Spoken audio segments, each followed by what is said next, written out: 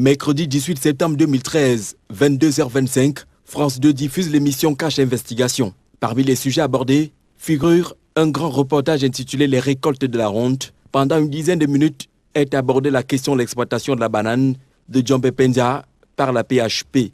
L'un des aspects du reportage porte sur l'exposition des travailleurs et habitants aux produits phytosanitaires utilisés et qui causeraient des problèmes de santé.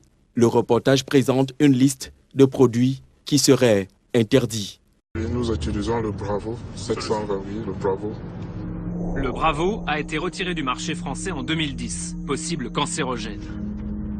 On a utilisé le Ditane. Le Ditane, irritant des voies respiratoires, retiré en 2007 chez nous.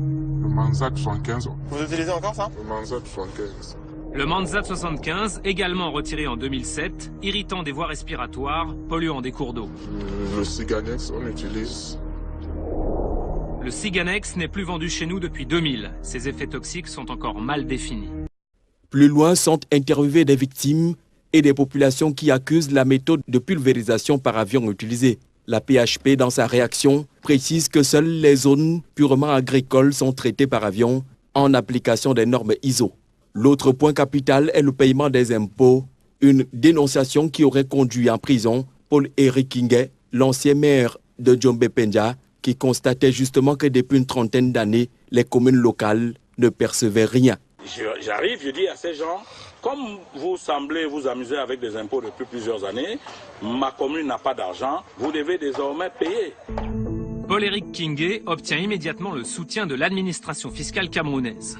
Le directeur général confirme qu'il veillera à la stricte application de la loi.